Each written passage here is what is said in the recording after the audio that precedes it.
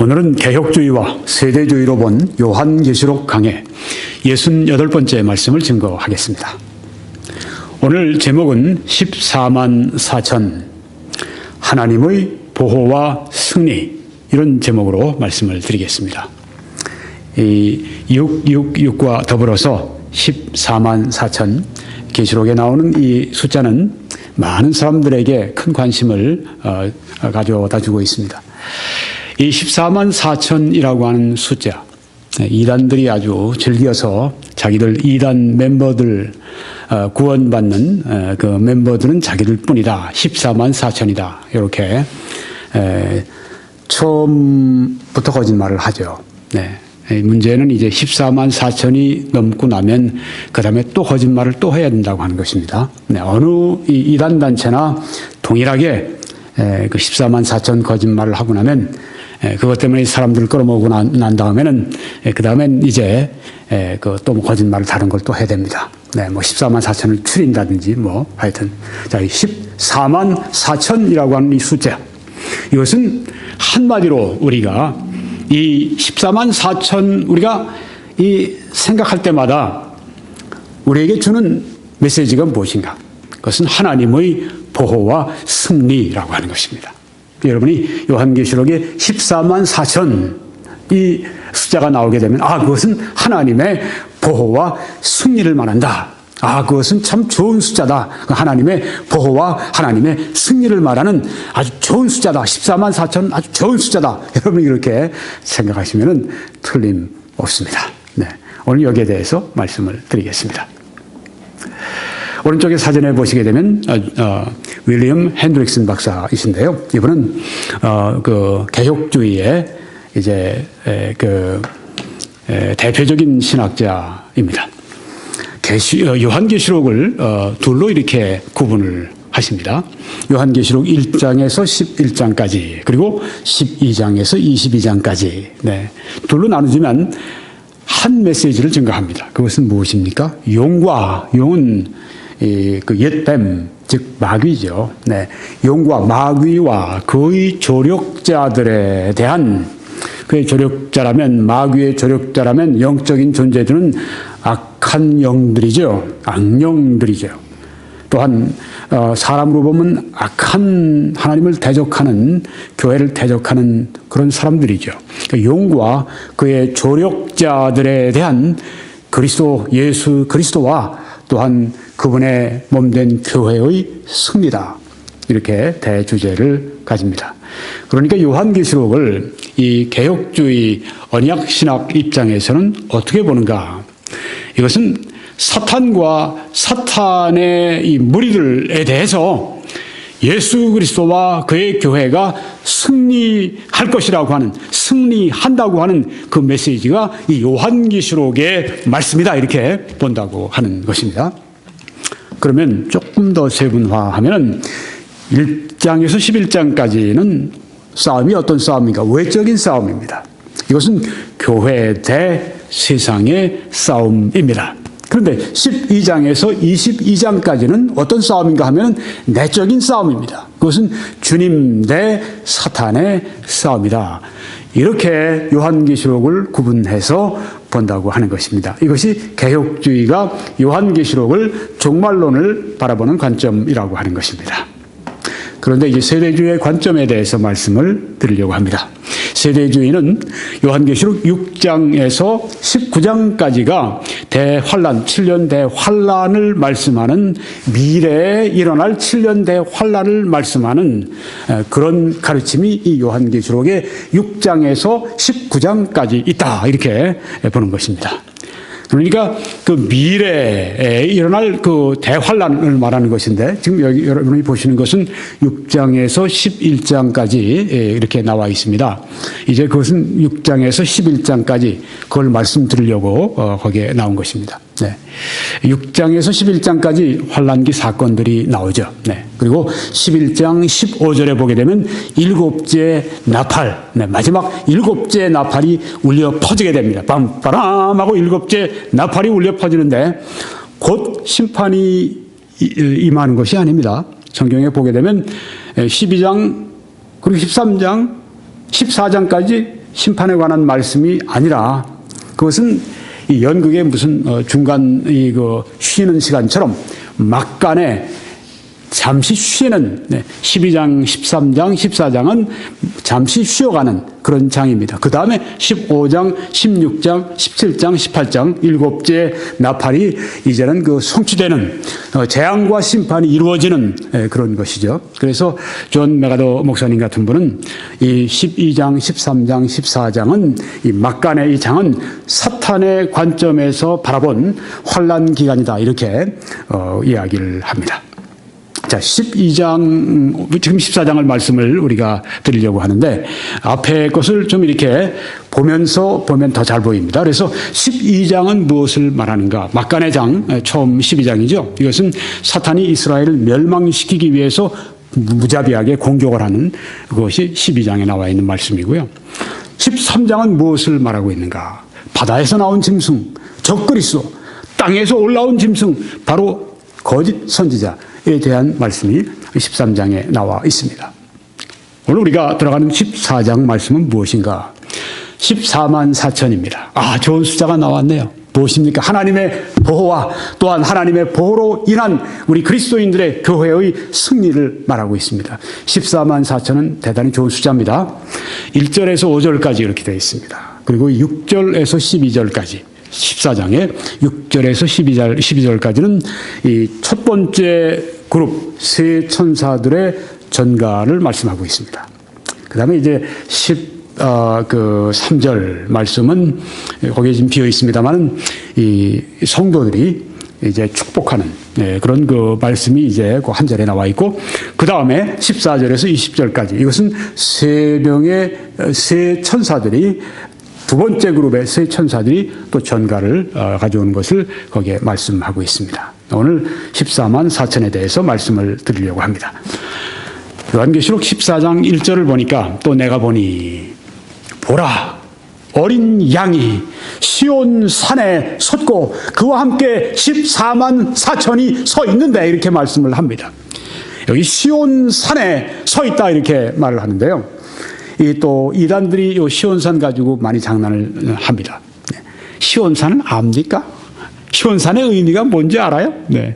시온산이 뭔지도 모르고서 시온산 자기들이 배운 대로 그냥 얘기를 하는 것입니다. 여러분 시온산 성경에 시온산에 대해서 여기 나와 있는데 시온산이 무엇을 가리킵니까? 네, 시온산은 성경에 보니까 처음으로 다윗 성을 시온산이다 이렇게 언급을 했습니다. 여러분이 지금 보시는 저기에 있는 그 궁궐도 있고 요새도 있고 이렇죠. 네, 다윗 성입니다. 여러분이 이제 우리 한글 성경을 보시다 보면 다윗의 요새라고 하는 것이 있는데 다윗의 요새가 아니라 다윗 성입니다. The City of God 영어로는 그렇습니다. 다윗 성 여긴 지금 구 예루살렘의 남쪽입니다. 옛날에 그 여부수 족속들이 여기에다 성체를 지어놓고 산 데입니다. 이걸 다윗이 점령을 해버렸고 여기 이제 다윗 성으로 삼았습니다. 그러니까 지금 보이시는 이 사진에 지금 이 건물들 이게 이스라엘에 가면은 거기 특별한 호텔이 하나 있는데 그 앞에 기가 막히게 아주 정말 실감나게 여기 해놨죠. 네, 물론 몇백 분의 1로 축소한 것이지만 이걸 그냥 그 운동장 이렇게 만들어놨어요. 그래서 이제 그 이스라엘을 순례하시는 분들은 여기를 꼭 들려볼 필요가 있다고 생각합니다.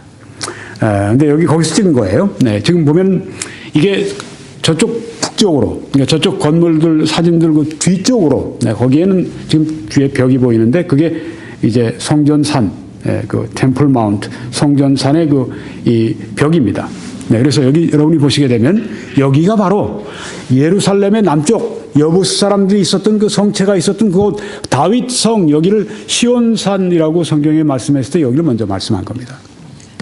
그 다음에 시온산이라고 할 때, 그 다음에 어떻게 또 언급이 되는가 하면 성전산입니다. 지금 여러분이 보시는 가운데 황금돔 모스크가 있죠. 이게 이슬람의 그 세계에서 두 번째로 그 중요한, 아주 중요한, 메카 다음으로 중요한 그런 그 모스크입니다. 이스라엘 사람, 그 이슬람 사람들의 그 예배 처소입니다.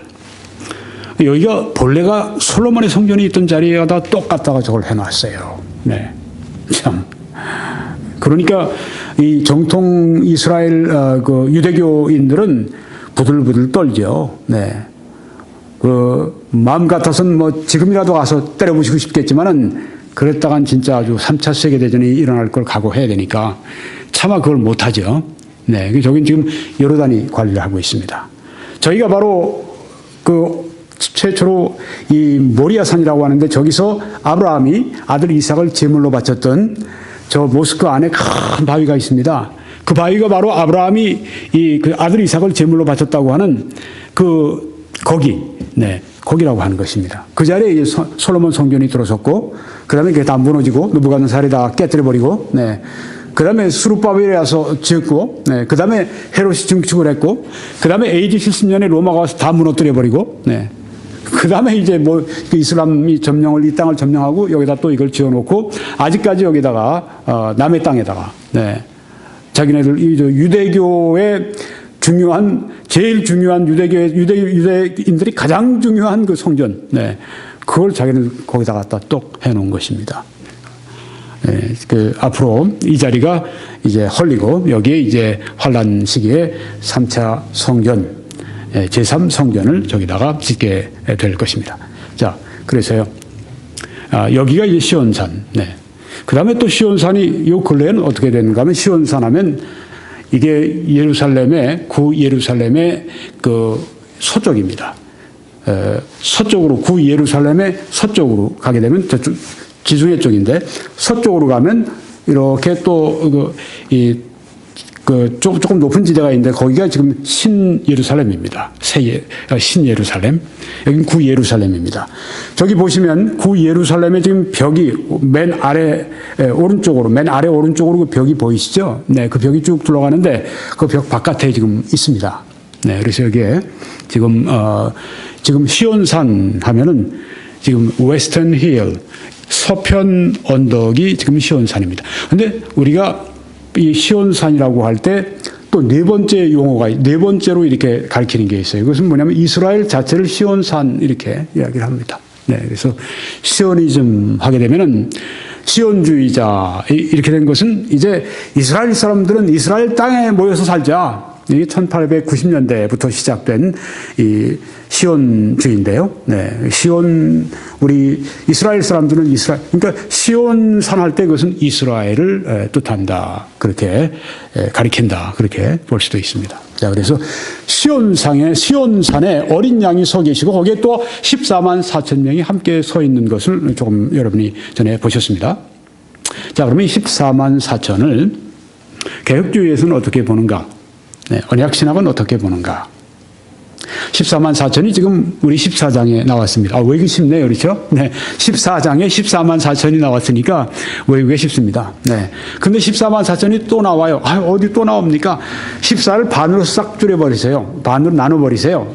7 나누기 2하면, 14 나누기 2하면 7이죠. 네. 7장에 나와 있습니다. 네. 14만 4천이 7장에 먼저 나와 있고, 두 번째로 오늘 14장에 나와 있는 것입니다. 이 7장에 있는 이 처음으로 14만 4천이 나왔을 때 그것은 이 개혁주의에서 볼 때는 지상의 교회를 말한다.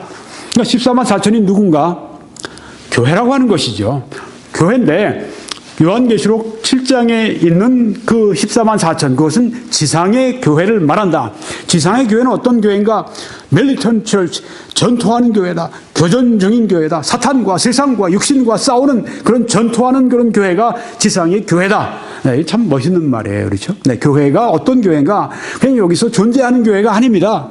여기서 그냥 노닥거리는 교회가 아닙니다. 이 교회는 이 지상에서 전투하는 교회들입니다. 그 영혼을, 이 사탄이 뺏어간 그 영혼을, 잃어버린 영혼들을, 사탄이 지배하는 영혼들을 가서 그 그리스도 앞으로 인도하고 건져내고 그리고 사탄과 치열하게 함께 교존하는 교회가 바로 이 지상의 교회라고 하는 것입니다. 이건 아주 멋진 개념입니다. Militant Church, 아주 전투하는 교회가 돼야 합니다. 죄와 싸우는 교회, 세상과 싸우는 교회, 세상을 나쁘게 얘기하는 것이 아니라 세상의 악한 풍조와 싸우는 교회, 사탄과 악령과 싸우는 교회, 그래서 영적인 싸움을 계속해서 벌이고 있는 교회, 치열한 교전 중인 교회, 바로 이 교회가 성경에서 나오는 지상의 교회라고 하는 것이죠. 아주 좋은 개념입니다. 좋은 아주 그 아이디어입니다.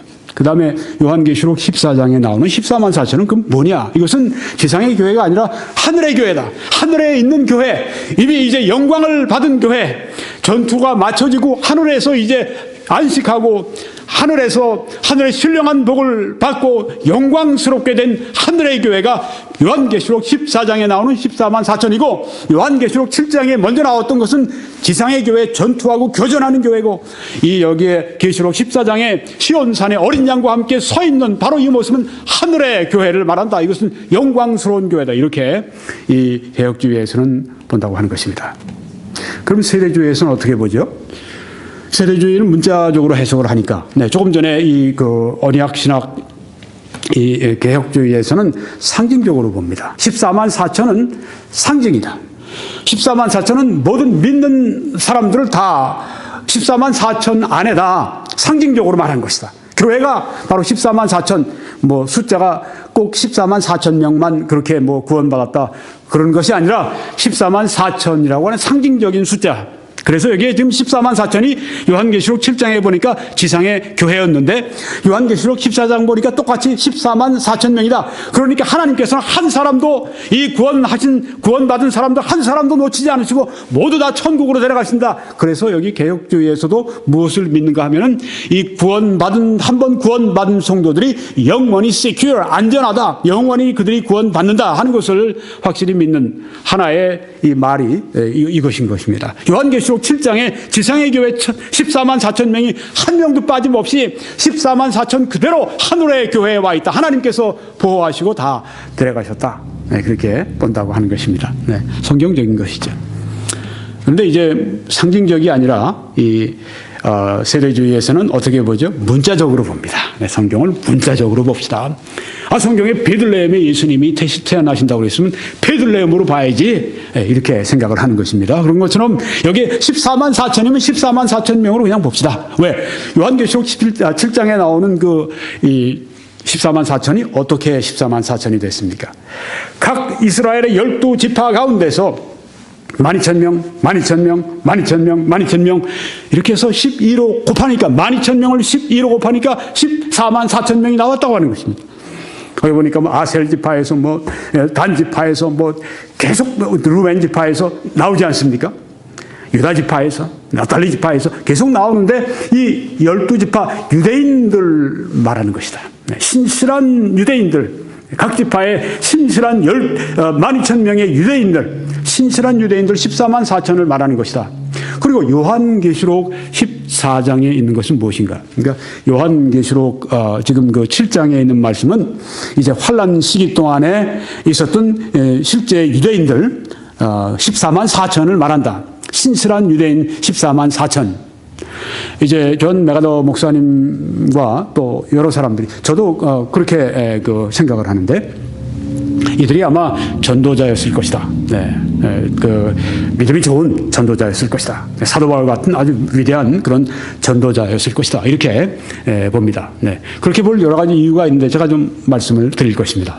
요한계시록 14장에 가보게 되면 여기 지금 시온산에 어린 양과 함께 14만 4천이 함께 서 있는데, 이것은 무엇을 말하는가?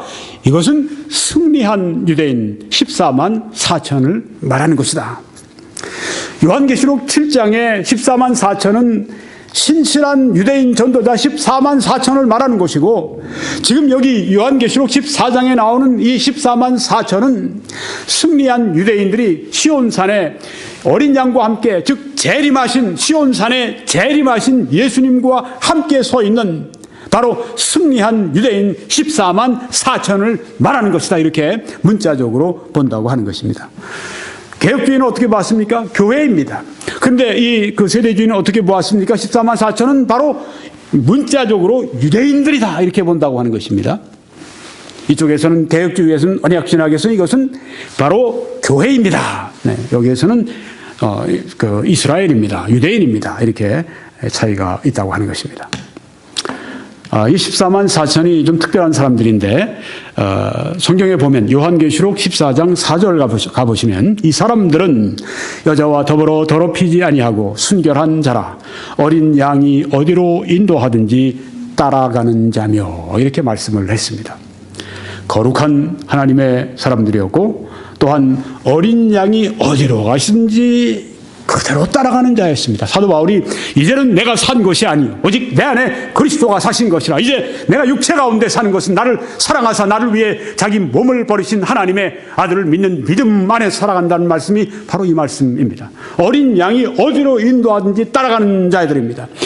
때로는 아주 그 산정을 바람을 맞아가면서 아주 시원하게 갈 때도 있지만 때로는 저 골짜기 사망의 흠침한 골짜기를 지나갈 때도 예수님이 그곳으로 가시게 되면 거기를 따라가는 기꺼이 거기에 포기하지 않고 끝까지 따라가는 사람들 여기에 지금 말하는데 신실하죠. 사도 바울이 이런 분이 아니었습니까? 사도 바울이 얼마나 죽음의 사선을 많이 통과했습니까? 그럼에도 불구하고 한 번도 뒤로 물러가지 않고 오직 주님만 따라간 일을 계속했습니다. 이게 바로 우리 그리스도인들이 가야 할 길이고 영광스러운 길이라고 하는 것입니다. 우리도 이 특징을 따라가야 되겠습니다. 거룩한 삶을 살아야 되겠습니다. 어린 양이 예수님이 어디로 인도하시는지 따라가면 되는 것입니다. 책임은 주님이 지십니다. 24만 4천 명. 이제 제가 앞으로 세대주의 관점으로 말씀을 드리는데요. 문자적으로 14만 4천 명이 이제 요한계시록 7장에 처음으로 등장을 합니다. 이 등장을 할 때 시대의 배경이 어떠한가를 우리가 알아야 되겠습니다. 6장, 7장 지금 이제 14만 4천이 나왔는데 그 전에 6장에 무슨 일이 있는가 하면은 인의 재앙이 있죠. 네. 말탄 자들이 나오고 전쟁과 이 세상의 기근과 또한 전염병과 또 이런 짐승들이 또 그땐 사나워지고 짐승들이 막 돌아다니면서 사람을 해치고 이런 그 재앙이 이 지구상에 전 세계적으로 무서운 재앙이 6장에 나타나게 됩니다. 아주 무서운 세계에 지금 이 발을 들여놓은 사람들이 이 14만 4천의 유대인들이라고 하는 것입니다. 그 여섯째 인을 뗄 때 그때 진짜 큰 환란이 본격적으로 시작하게 됩니다. 요한계시록 6장 12절에 그 말씀이 나오는데요. 내가 보니 여섯째 인을 떼실 때 큰 지진이 나며 해가 검은 털로 짠 상복같이 검어지고 해가 검어지고 달은 온통 피같이 되며 이렇게 말씀을 하고 있습니다. 이건 그 문자적으로 보는 것이고 이것은 미래에 일어날 일이니까 예수님께서 그 십자가에 못 박혀 죽으시는 것 또 도수장으로 끌려가는 어린 양같이 잠잠하시고 아무 말도 없이 이 예수님을 채찍으로 때리고 예수님을 침 뱉고 예수님께 침을 뱉고 예수님을 붙들고 때리고 그리고 십자가를 지어가는 그 사람들 따라갔을 때 도수장으로 끌려가는 어린 양같이 아무 말씀하지 않으시고 그대로 그냥 가셨다고 하는 말씀 그것이 그 예언의 그 말씀이 문자 그대로 이루어지는 것처럼 이 말씀도 그렇게 본다고 하는 것입니다. 큰 지진이 나며 엄청난 지진이 그때 세계 곳곳에 나게 되는 것입니다. 해가 새까매지고 달이 핏빛같이 되고 하늘의 별들이 무화과 나무가 대풍에 흔들려서 설익은 열매가 떨어지는 것 같이 땅에 떨어지며 무서운 상황입니다. 하늘은 두루마기가 말리는 것 같이 떠나가고 각 산과 섬이 제자리에서 옮겨지네. 지난번에 제가 말씀드렸죠. 지난번에 그 네팔에서 그 지진이 났을 때 7.1인가. 그때 그 카트만두, 네팔의 수도 카트만두가 그 지진 때문에 전체적으로 남쪽으로 3m가 이동을 했다고 그러죠. 그런데 이게 강진이 오게 되면 각 산과 섬이 제자리에서 옮겨지네. 굉장한 경천동지하는 일이 있다고 하는 말씀입니다.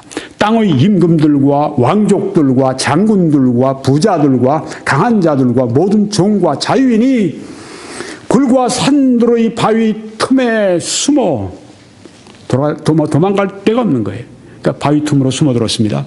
산들과 바위에게 말하되 우리 위에 떨어져서 보좌에 앉으신 이의 얼굴에서와 그 어린 양의 진노에서 우리를 가리라. 하나님이 진노로부터 우리를 가려달라. 차라리 우리 바위가 우리에게 떨어져서 우리를 죽이라고 하는 그런 얘기입니다. 정말 그 죽음보다 더 힘든 상황을 여기 말하고 있습니다. 그들의 진노의 큰 날이 이르렀으니 누가 능히 서리요 하더라. 하나님의 진노의 날, 아무도 그 앞에 능히 설 자가 없습니다. 이건 전 세계적인 이런 하나님의 진노이시지만 하나님께서는 내일 심판하신다고 했습니다. 오늘도 지금 이 순간도 심판을 받고 하나님 앞에 심판을 받는 사람들이 이 세상에 많이 있죠. 이 환란 시대, 이런 때 14만 4천 명이 이제 세상에 나아가서 이런 재앙 속에서 내 몸 하나 건수하기도 힘든 그런 그 상황 가운데서 사도 바울처럼 하나님의 능력을 받아서 희생적으로 목숨을 걸고 복음을 증거합니다. 또한 이 적그리스도와 거짓 선지자가 어떻게든지 저들을 잡으려고 해하려고 죽이려고 계속 박해를 합니다. 이런 시대에 14만 4천이 활동을 하기 시작합니다. 예수님께서 인도하시는 데는 어디든지 저들이 따라갑니다. 놀랍게도 하나님이 심판 가운데도 긍휼을 잊지 않으시는 하나님께서 이런 대환란 시기에도 놀라운 부흥이, 아마 전무후무한 부흥이 이 환란 시기에 있을 것입니다. 그리고 또한 무서운 박해가 따르게 될 것입니다. 부흥이 일어났는데 박해가 따라오는 것입니다. 이 부흥이 일어나서 하나님의 사람들이 하나님을 위해 살려고 할 때 그때 사탄이 반드시 박해를 하죠. 유대인들이 많이 구원받습니다. 이방인들이 큰 무리가 구원받게 됩니다. 그리고 많은 사람들이 피를 흘리고 순교하게 됩니다. 여기 성경에 보니까 스가랴 12장 10절에 내가 하나님께서 다윗의 집과 예루살렘 주민에게 은총과 간구하는 심령을 부어주리니 그들이 그 찌른 바 그를 바라보고, 하나님께서 예루살렘 주민들에게, 다윗의 집에게, 이스라엘 유대인들에게 은혜를 베풀어 주십니다. 그래서 하나님께 간구하는 심령을 주시고 예수님 때문에 저들이 예수님을 바라보고 그를 위하여 애통하기를 회개하는 것입니다. 독자를 위하여 애통하듯 하며 그를 위하여 예수님 때문에 통곡하기를 장자를 위하여 통곡하듯 하리로다. 우리가 회개의 은혜를 받게 될 때 때로 애통할 때가 있지 않습니까? 눈물 흘릴 때가 있지 않습니까? 내 죄 때문에 예수님이 이렇게 죽으셨습니다. 그 애통함이 바로 이 유대인들에게 주어지는데 놀라운 부흥이 유대 사회에 있게 됩니다. 지금은 참 유대인들 예수님 믿는 거 보는 게 힘들어요. 네. 한때 큰 부흥이 있었죠. 언제? 사도 바울 시대 때, 사도 베드로 시대 때, 사도들의 시대 때 예루살렘에 엄청난 부흥이 있었죠. 베드로가 설교 한 번 하니까 3,000명이 구원받고 그중에 제사장도 많이 하나님의 말씀에 복종하고, 또한 한 번 설교하니까 또 5,000명이 구원을 받고 온 예루살렘을 말씀으로 가득 채우고 예루살렘에 있는 사람들이 박해를 받으니까 온 세상으로 흩어져서 세계복음화를 하게 되고 그런 놀라운 때가 있었습니다. 그런데 그 이후에 지금까지 다시 그런 부흥을 우리가 찾아볼 수 없는데 환란 시기에 이런 놀라운 부흥이, 그러니까 부흥은 누구에게서부터 옵니까? 여기에 지금 말씀하시는 것처럼 내가 하고 말씀했습니다. 그들에게 은총과 간구하는 심령을 부어주겠다고 말씀했습니다. 이게 필요한 것입니다. 성령을 우리들에게 부어주실 때 그때 부흥의 은혜, 회개의 은혜, 그리스도를 바라보는 은혜, 믿는 은혜가 그때 임하게 되는 것입니다. 그래서 우리가 전도를 열심히 하면서도 우리가 하나님이 간구하는 심령을 사람들에게, 회개의 심령을 부어주시도록, 성령께서 그렇게 그들 마음을 감화 감동해 주시도록 우리가 많이 기도하고 해야 하는 것입니다. 전도는 우리의 책임이고 우리가 희생적으로 하고 우리가 욕먹고 우리가 심지어 박해를 받고 매를 맞는 그런 이것까지도 감수하고 내가 복음 전한다, 그런 담대함도 있어야 되지만 그것만 가지고는 안 되죠. 네. 하나님의 성령이 함께 해주셔야만 가능합니다. 성령 충만한 전도만이 하나님의 목적과 하나님의 뜻을 이룰 수가 있다고 하는 것을 잊어서는 안 될 것입니다.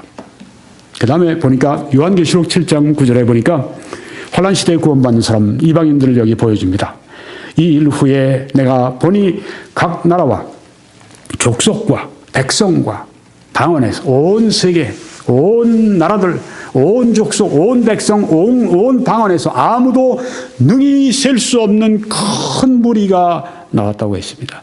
어마어마한 무리들이 구원받습니다. 아마 이때 이 14만 4천 명의 이 유대인 전도자들이 성령의 충만함을 받아서 하나님이 그들을 통해서 이 이방인들에게도 은총과 간구하는 심령을 막 부어주시는 겁니다. 놀라운 부흥이 일어난 것입니다. 사도 바울 시대 때 그 부흥이, 그리고 교회사에 그 간헐적으로 나타났던 그 위대한 부흥들이 이때 아주 그냥 정말 하나님이 주시는 그 심판과 재앙 때문에 너무너무 살기 힘든 이런 때 이들의 이 복음 전도로 말미암아서 온 세계의 사람들이 이렇게 아무도 능히 있을 수 없는 큰 무리가 나왔다고 했습니다. 이게 은혜입니다. 하나님이 심판 중에도 긍휼을 잊지 않으신다는 말씀이 여기에도 합당한 것입니다. 적용되는 것입니다. 흰 옷을 입고 손에 종려가지를 들고 보좌 앞과 어린 양 앞에 서서 하고 하는 말씀이 여기에 나옵니다. 이방인들이 많이 구원받습니다. 그렇지만 여기에서 많은 유대인들과 이방인들이 구원받은 사람들이 이 적그리스도의 박해 때문에 무수한 사람들이 목숨을 잃어버리게 됩니다. 네, 여기 어린 양이 시온산에 섰다고 이렇게 말씀을 요한계시록 14장 1절에 말씀을 했습니다. 어린 양, 요한계시록에는 이 어린 양을 이렇게 여러 가지로 묘사하고 있습니다. 5장 6절에는 죽임을 당하신 어린 양이시라고 했습니다. 5장 8절에는 영광을 받으신 어린 양이라고 했습니다. 7장 10절에서는 경배와 예배를 받으신 어린 양을 말씀합니다. 7장 14절에는 피로 구속하신 어린 양을 여기 말씀하고 계십니다. 7장 17절에서는 목자이신 어린 양을 말씀하고 있습니다. 여러분이 지금 보시는 이 동상 목자가 이제 어린 양들을 이렇게 이끌고 가시는 것을, 양들을 이끌고 가시는 걸 볼 수가 있는데 여기 shepherd, 목자이십니다. 어린 양 예수 그리스도는 성도들의 목자가 되신다고 하는 것입니다. 또한 19장 16절에서는 만왕의 왕, 만주의 주로 어린 양 예수 그리스도를 묘사하고 있습니다. 어린 양은 매우 약하게 보입니다. 순하게 보입니다. 그렇지만은 그것은 예수 그리스도의 성격의 또 한 부분을 우리들에게 보여주는데, 만왕의 왕, 만주의 주, 통치자요 심판자로 오신다고 하는 것입니다. 예수님은 초림 때 어린 양으로 오셨습니다. 그렇지만 예수님은 재림 때에는 만왕의 왕으로, 만주의 주로 오시게 될 것입니다. 어린 양이 시온산에 섰고 그와 함께 14만 4천이 서 있는데, 이때가 언젠가 세대주의에서는 예수 그리스도의 재림 때를 말한다고 이렇게 보는 것입니다. 재림, 예수님이 어린 양이 시온산에 서셨습니다. 시온산에 오셨습니다. 여러분이 지금 보시는 저 뒤에 배경이 시온산입니다. 웨스턴 힐, 이 예루살렘, 구 예루살렘의 동쪽에 있는 교회당 건물도 거기 보이는데요. 네. 이 시온산에 어린 양이 오셨습니다. 재림하셨습니다. 그와 함께 14만 4천이 서 있습니다. 보니까 14만 4천이 요한계시록 7장에 나와 있던 14만 4천이 한 명도 빠짐없이 여기 다 재림 때 살아서 예수님과 함께 시온산에 서 있네요. 한 명도 이 14만 4천 가운데 죽은 사람이 없습니다. 한 명도 순교를 한 사람이 없습니다. 14만 4천을 하나님께서 특별하게 보호하시고 사용하셨습니다. 재림 때 14만 4천 명이 참여하고 있습니다. 24만 4천 명과 아까 많은 유대인, 많은 또 이방인들이 구원받은 다음에 많이 또 피를 흘리고 순교를 하고 했는데 생존자들이 있습니다. 이 사람들은 어떻게 됩니까? 네, 이 세대주의의 해석에 의하면은 문자 그대로 이 천년 동안 왕 노릇한다고 하는 말씀은 이 지상에서 이루어지는 천년 왕국을 말한다. 여기에 이 14만 4천과 생존자들이 그 천년 왕국으로 들어가서 입성해서 거기서 살게 된다. 그리고 14만 4천 명은 어떤 분들은 이렇게 생각을 합니다. 천년 왕국에도 전도하는 사람들이 될 것이다. 그러면 천년 왕국에 믿지 않는 사람도 있습니까? 천년 왕국엔 다 믿는 성도들만 들어가는 거 아닙니까? 네, 맞습니다. 근데 성도들이 낳은 자녀들이 불신자 자녀들이 있다고 하는 것입니다. 천년 마지막 때 이제 천년 왕국 말엽에 반역이 일어납니다. 사탄이 또 한 번 최후의 반역을 시도하고 또한 하나님을 믿지 않는 이 불신자들을 동원해서 또 반역을 마지막으로 꾀하다가 이제 진짜 아주 심판을 받고 그 무적행 속에 불못 속에 던져지게 되는 그 때가 오게 되는데요. 네. 바로 그것을 말하고 있습니다. 그때 불신자들이 충분히 반역을 일으킬 수 있는 만한 충분한 숫자가 그때 이루어졌다. 이렇게 봐야 된다고 하는 것이죠. 자, 이 14만 4천 그들의 이마에는 어린 양의 이름과 그 아버지의 이름을 쓴 것이 있더라. 네.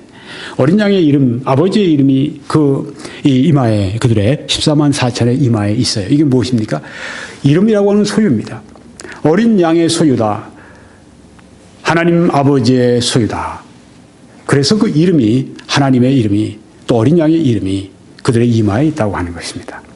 이것이 바로 하나님의 소유권을 말하는 것이고, 또 이것은 하나님의 하나님의 보호를 말하는 것입니다. 하나님의 소유, 그리고 하나님의 특별한 보호를 받을 때 그들의 사명을 다 마칠 수 있다. 네, 그들은 이 모진 세상이죠. 네.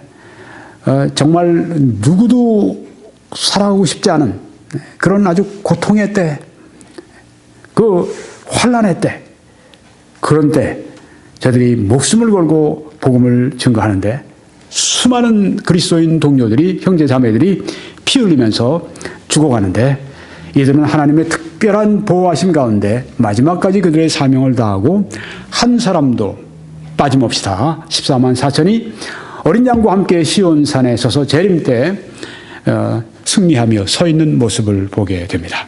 하나님의 보호는 하나님의 우리에게 승리를 가져오게 된다고 하는 것입니다. 그러면 14만 4천은 다 보호를 받았는데 그 수많은 순교한 사람들은 그건 무엇입니까? 그 사람들은 보호를 못 받은 것입니까? 아니죠.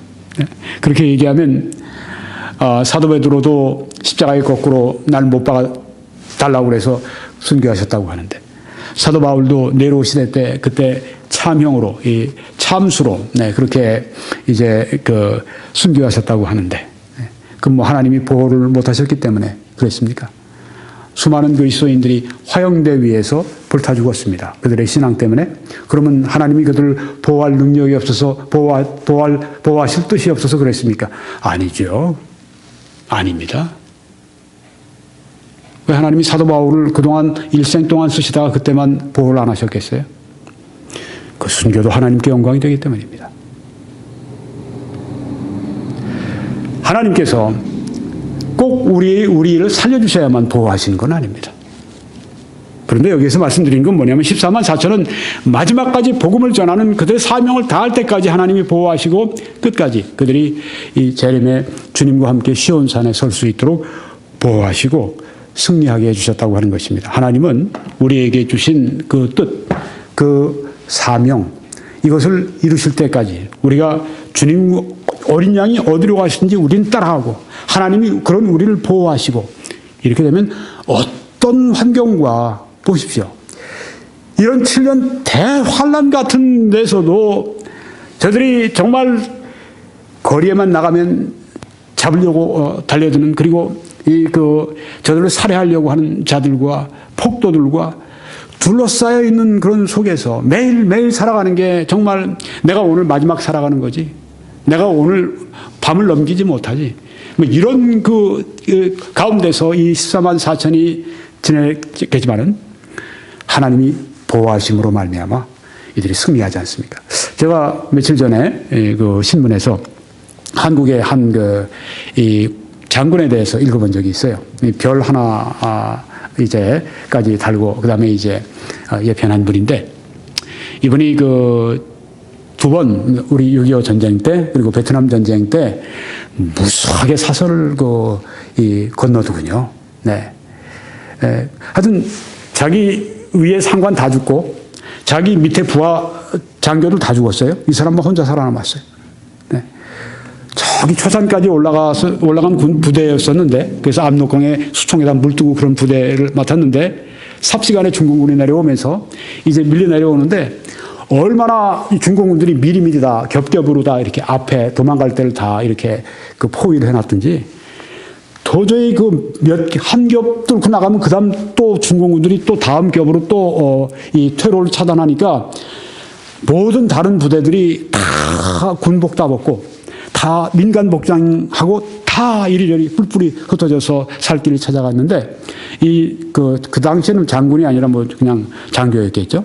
자기 어떤 부대 데리고 끝까지 자기 유일하게 후퇴하면서 남하하면서 후퇴할 때 유일하게 군복 입고 유일하게 자기 무기 가지고 끝까지 싸우던 그런 부대. 그래서 돌아가서 이제 귀대한 것을 보고하는데 자기 부대만 그렇게 끝까지 싸움을 하면서 왔다는 거예요. 뭐 사선을 얼마나 많이 넘었는지. 그리고 뭐 주월 공사인가 이렇게 갔다가 왔고요. 거기서 또 뭐 마지막까지 이제 우리 교민들 헬리콥터로 이제 실어서 이제 보내고 그러는데, 그 미군이 있다가 장교가 있다가 당신 빨리 타라고. 지금 타지 않으면 당신 이 베트콩에 잡히니까 빨리 타라고. 이건 마지막이라고 그러는데, 내가 타면 우리 교민들 어떻게 하느냐고. 그래서 거기서 탁 대단한 사람이죠. 그래서 167명인가 교민을 데리고 베트남에 있는 그 불란서 대사관으로 다 그 사람, 우리 교민들을 데려가서 그 사람들 다 거기서 살려놓고, 자기는 붙잡혔어요. 군인이니까. 그래가지고 5년 동안을 거기에 이제 감옥살이를 하는데, 뭐 아이젠버그인가 하는 유명한 그 무기상이 어떻게 기지를 발휘해가지고 끄집어내가지고 한국으로 와서 구사일생을 한 사람이에요. 네. 그걸 보면서, 야, 정말 모질고 질긴 생명이다. 네. 그렇게 다 죽는데도 살아남는 사람들이 있다니까요. 이 사람들이 바로 그런 사람들입니다. 하나님의 특별한 보호가 있어서 그들의 맡겨진 사명이 마칠 때까지는 안 죽은 것입니다. 그래서 이 말씀을 듣는 어떤 주의 종들이 있어요. 네. 염려하지 마십시오. 아무리 어려워도, 아무리 힘들어도, 하나님이 맡겨주신 곳에, 하나님이 맡겨주신 시간에 여러분이 거기서 일하게 되면 반드시 하나님의 보호가 있습니다. 그리고 반드시 승리하게 될 것입니다. 보십시오. 여기 14만 4천이 그 많은 숫자가 한 사람도 상하지 않고 한 사람도 죽지 않고 저들이 그 무서운 환란을 통과하면서 복음을 전했는데도 살아서, 생생하게 살아서 시온산에서 어린 양과 함께 서 있지 않습니까? 이 적그리스도도 표를 줍니다. 여기 지금 어린 양의 이름과 하나님의 어린 양의 하나님의 그 이름이 지금 이 14만 4천의 이마에 인이 찍혔는데, 적그리스도도 자기 사람들을 보호하느라고 자기 사람들을 이렇게 알아보게 해서 그 사람들은 죽이지 않고 그렇지 않은 그리스도인들은 다 죽이려고 적그리스도 표를 받게 하죠. 요한계시록 13장 16절에 그 말씀이 나오죠. 그 오른손에나 이마에 표를 받게 하고, 그것은 사람의 순이, 그의 수는 666이니라. 네, 이 적그리스도의 표를 받으면 666을 뭐 이마나 여기에 받게 되면 이거는 영원 형벌입니다. 영원 지옥불입니다. 그런데 어린 양의 이름, 하나님의 이름이 그 이마에 찍힌 사람들, 이 사람들은 영원 복락인 것입니다. 하나님의 보호와 승리. 누가복음 6장 37절은 이렇게 말씀을 합니다. 이것은 14만 4천뿐 아니라 모든 구원받은 그리스도인들에게 다 해당되는 말씀입니다. 아버지께서 내게 주시는 자는 다 내게로 올 것이요, 내게 오는 자는 내가 결코 내쫓지 아니하리라. 이렇게 말씀을 하셨습니다. 하나님은 회개하고 돌아온 죄인들을 절대 이 천국 집안에서 내쫓지 않습니다. 너는 내 자식 아니다. 또 죄죠? 넌 내 자식 아니다. 너는 내 자녀가 아니다. 나가라. 이런 그 뜻의 말씀이 성경에는 전혀 없습니다. 여기에 내가 결코 내쫓지 아니하리라. 내쫓지 아니하니라. 그렇게 말씀하신 정도가 아니죠. Never. 결코 내쫓지 아니하리라. 문자 그대로 보세요. 네. 내가 결코 내쫓지 아니하리라. 뭐 어디 성경에 보니까 뭐 한 번 비침을 받고 그 다음에 그런 사람들 다시 회개케 할 수 없나니 성령의 그 은사를 없이 여긴 사람들 다시는 회개케 할 수 없는 이런 뭔가 좀 모호한 말씀 가지고 와서 보십시오. 여기 이런 사람들이 있습니다. 은혜를 헛되이 받은 사람들이 있습니다. 이런 사람들은 여기에 다시는 회개할 수 없다고 말씀했습니다. 그건 처음부터 회개를 하지 않은 사람입니다. 처음부터 은혜를 제대로 받지 않은 사람들입니다. 여기 내가 결코 내쫓지 아니하리라고 말씀하지 않았습니까? 어떤 사람들은 그렇게 얘기하면은 그 믿음으로 말미암아 구원받고 이제는 내가 죄를 지어도 이제는 그 하나님께서 죄 다 과거 현재 미래 다 용서하셨으니까 이제는 내 마음대로 살아야 된다 그런 얘기하지 않겠습니까? 그래서 사도 바울이 이제 로마서 5장에 그 말씀한 겁니다. 네. 그럴 수 없느니라 이렇게 성경에 말씀하지 않습니까? 죄에 대하여 죽은 우리가 어찌 죄 가운데도 살리오라고 말씀하지 않습니까? 결코 안 된다는 말씀이죠. 그리스도인들이 더 이상 죄를 짓지 말아야 할 것은 죄에 대해서는 죽은 너희 자신이 어떻게 죄에 대해서 살 수 있겠느냐. 이렇게 말씀하지 않습니까? 그리스도인들은 죄에 대해서 죽은 사람들입니다. 옛사람이 십자가에 못 박혀 죽은 사람들입니다. 그래서 이제는 옛사람처럼 살아서는 안 되고 새 사람으로 옷 입는 사람이 돼야 한다고 성경에 말씀한 것입니다. 오직 의인은 믿음으로 말미암아 살리라. 그렇게 해서 구원받았다고 해서 이제 마음대로 내가 죄를 지어도 천국은 따놓은 당상이다. 이제는 하나님도 어쩌실 수 없다. 이런 얘기하는 사람이 있으면 이 사람은 본래 구원받지 않았을 사람이 가능성이 많아요. 만약에 구원받은 사람이 그런 얘기하고 돌아다닌다면 하나님이 자식을 그냥 가만 안 놔두시죠. 손보시죠, 하나님이. 아주 무섭게 손보시죠. 네. 각오해야 돼요. 왜? 성경에 하나님께서는 받으시는 아들마다 채찍질 하심이니라고 말씀을 했습니다. 하나님의 뜻대로 살지 않으면 하나님이 반드시 때리세요. 저 사람 보니까 교회 나간다고 그러고 믿는다고 그러는데 영 잘못해도 그냥 잘 사는 것 같은 잘 나가는데요. 잘 나가요. 정말 구원받은 그리스도인이면 성경 말씀대로 나타나게 됩니다. 받으시는 아들마다 채찍질 하심이니라. 그가 채찍질 하실 때 경히 여기지 말라고 말씀합니다. 무섭게 때리십니다. 죄만큼 아주 무섭게 아주 그냥 그 손을 보십니다. 이게 하나님의 뜻입니다. 우리가 하나님을 사랑하기 때문에 죄를 짓지 말아야죠. 그렇지만 또한 하나님의 두려우심도 알아야 합니다. 하나님이 한번 손을 들어 때리시면 무섭습니다. 그래서 우리는 그렇지만 구원하신 자녀를 결코 천국 백성을 넌 다시 죄인 이렇게 내쫓지 아니하리라. 또 요한복음 10장에 내 양은 내 음성을 들으며 나는 그들을 알며 그들은 나를 따르느니라. 따릅니다. 여기 보십시오. 그 양은 어떻습니까? 따라갑니다. 예수님을 교회에 오랫동안 나왔어요. 그 사람 믿는다고 그러고 직분도 있고 심지어 목사님이고 따르질 않아요. 목사님이라고 하는 분이 영 이건 아니에요. 한번 봐야 됩니다. 목사든 뭐든 장로든 혹은 무슨 신학자든 뭐든 예수님을 따르지 않는 사람들이 있어요.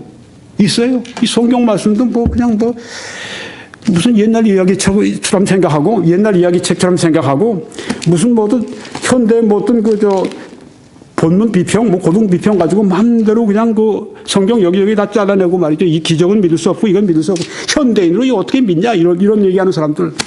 이 사람들이 그리스도를 따르는 사람들입니까? 이렇게 해가지고 이 성경을 그렇게 다 난도질로 한 다음에 이 성경 뭘 믿고 따라가겠어요? 참 한심한 정도가 아니라 나를 따르니라. 예수님 따라가지 않는 사람들은 예수님의 양이 아닙니다. 여기 보십시오. 내 양은 내 음성을 들으며 나는 그들을 알며 그들은 나를 따르느니라고 말씀하지 않습니까? 예수님을 따라가십니까? 따라가지 않으면 당신은 예수님의 양이 아니에요. 오늘 예수님의 양이 돼야 합니다. 또 내가 그들에게 영생을 주노니 영원히 멸망하지 아니할 것이요 또 그들을 내 손에서 빼앗을 자가 없느니라 하고 말씀을 했습니다. 어디서 감히 하나님의 손에서 하나님의 자녀를, 그 어린 양들을 뺏어갈 수 있다는 것입니까? 있을 수가 없습니다. 영원히 멸망하지 아니할 것이요. 구원하신 다음에 조금 어떤 큰 잘못, 작은 잘못, 어떤 잘못한 죄 때문에 다시 너는 멸망. 이런 게 성경적입니까? 아니죠. 이 성경의 문자 그대로 보세요. 영생을 주노니 영원히 멸망하지 아니할 것이요. 그들을 주신 내 아버지는 만물보다 크심에 아무도 아버지 손에서 빼앗을 수 없느니라. 여기 아무도는 나도 속하는 것입니다.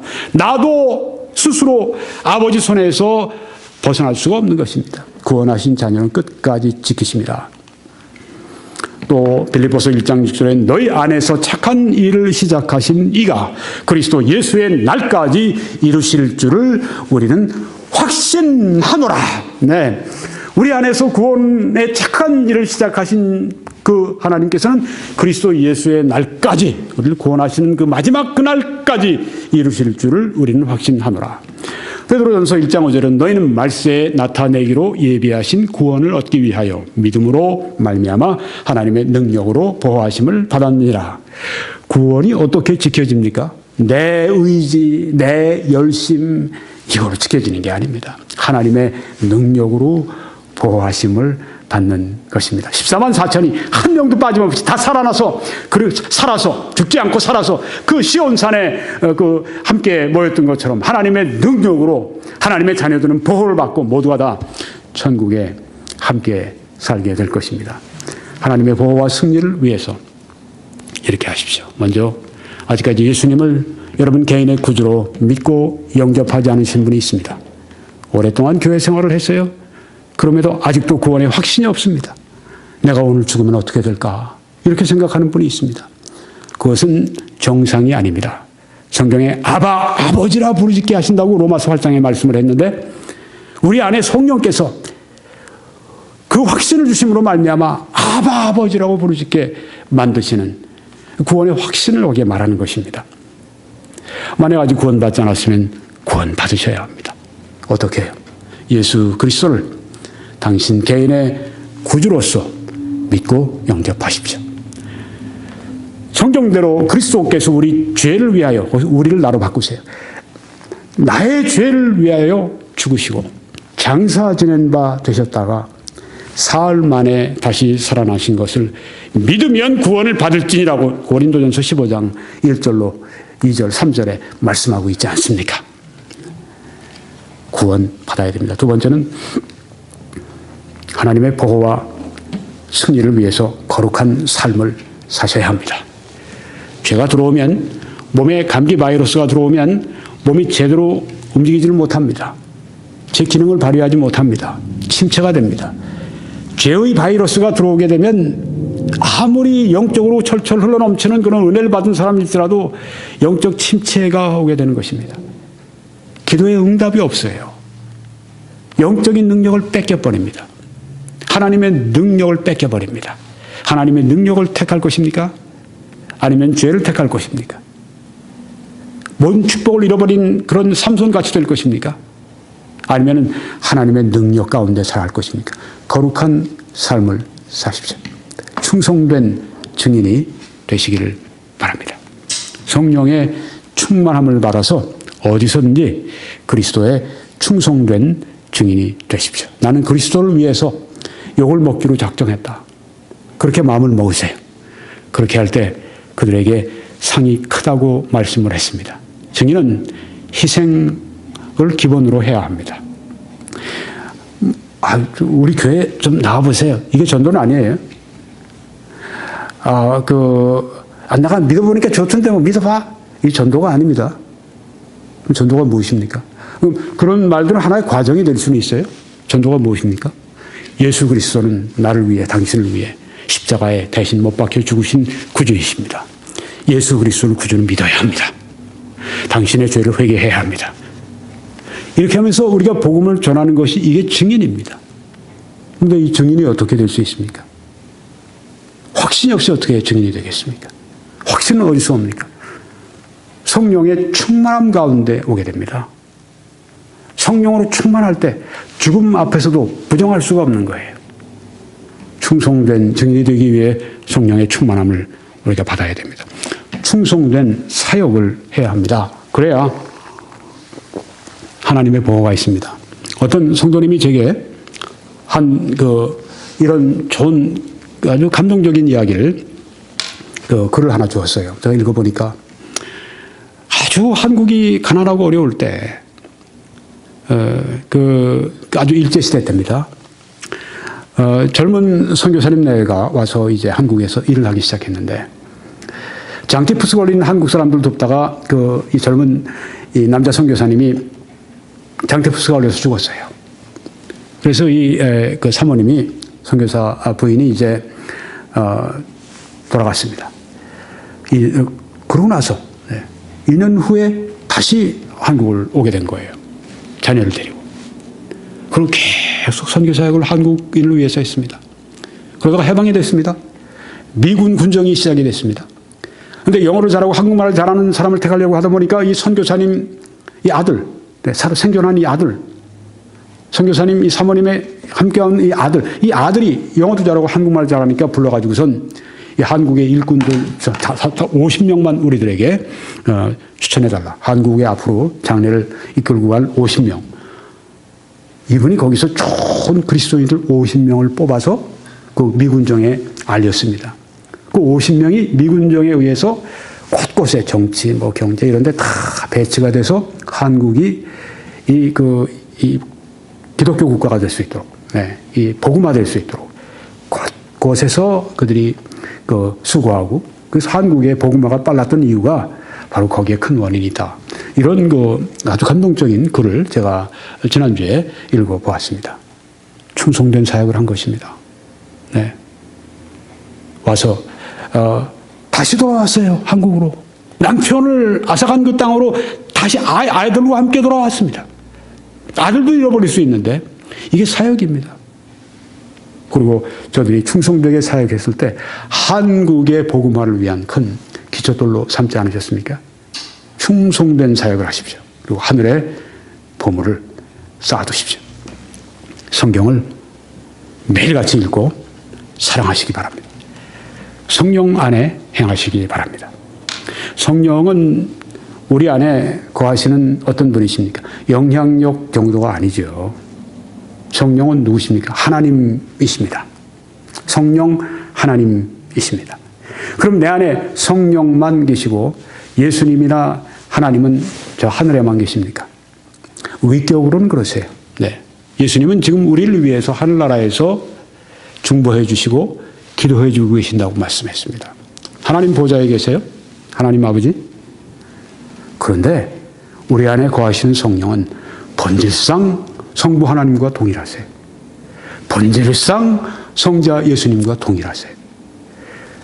하나님의 3분의 1이 하나님의 전체 삼위일체 하나님의 3분의 1이 내 안에 와 계신 거 아니에요. 위격적으로는 성령이 계시지만은 성령이 계시는 곳에 본질상 하나이신, 본질상 동일하신 성부, 성자, 성령이 다 계신 겁니다. 그러니까 내 안에 본질상 3분의 1 하나님이 계신 게 아니라 성부, 성자, 성령 본질상 한 하나님으로 내 안에 거하시는 것입니다.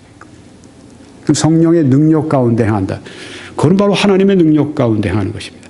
그것은 바로 예수 그리스도의 능력 가운데 행하는 것입니다. 사도 바울은 내게 능력 주시는 그리스도 예수 안에서 내가 모든 것을 할 수 있다고 말씀을 했습니다. 난 그 습관은 정말 끊어지기 싫어요. 어려워요. 나는 정말 이 문제는 해결이 안 돼요. 물론이죠. 당신 힘이나 내 힘으로는 해결이 안 되죠. 그렇지만 예수 그리스도는 키가 되십니다. 해결이 되십니다. 내게 능력 주시는 자 안에서 무엇이든지 할 수 있습니다. 왜? 하나님은 무엇이든지 하실 수 있기 때문입니다. 내 힘으로는 도저히 예수 그리스도를 닮을 꿈도 꾸지 말아야 합니다. 그 형상을 본받게 하시기 위해서 우리 안에 성령을 보내신 겁니다. 근데 그 성령은 3분의 1이 하나님이 아니라 완전하신 완전하신 하나님이세요. 본질상 성부, 성자, 성령 동일하신 한 하나님, 내 안에 계시는 것입니다. 놀라운 일입니다. 우리가 이 성령께 의지할 때, 성령의 능력을 구할 때, 이 성령 안에 행하는 것입니다. 성령께 의존하는 것. 매일 아침에 일어나서 제일 먼저 할 게 무엇입니까? 성령의 능력을 구하는 것이어야죠. 네, 성령 안에 행하는 것. 결론 짓고 마치겠습니다. 오늘 저는 14만 4천 하나님의 보호와 승리, 이런 제목으로 말씀을 드렸습니다. 그래서 개혁주의와 세대주의로 본 요한계시록 강해 66번째, 8번째 말씀을 오늘 마치겠습니다. 이제 여러분들은 www.21church.com으로 들어오셔서 다른 말씀들을 시청해 주시고 또 이 사역을 위해서 기도해 주시기 바랍니다. 그리고 이 동영상을 다른 곳에 좀 유포해 주시기를 바랍니다. 그게 전도의 한 가지 중요한 수단입니다. 공유해 주시고 이메일이나 카카오톡이나 혹은 다른 어떤 정보 매체를 통해서 알려주십시오. 또 이 사역을 위해서 여러분들이 기도해 주실 뿐 아니라 또 이렇게 함께 이 말씀을 나눠주실 뿐 아니라 하실 수 있으면, 가능하시면 헌금해 주시기 바랍니다. 그래서 함께 이 사역을 더 강력하게 진행할 수 있도록 그렇게 힘이 되어 주시기 바랍니다. 그렇게 해 주실 때 하나님의 놀라운 은혜가 여러분들과 함께 하시길 축원합니다. 아멘.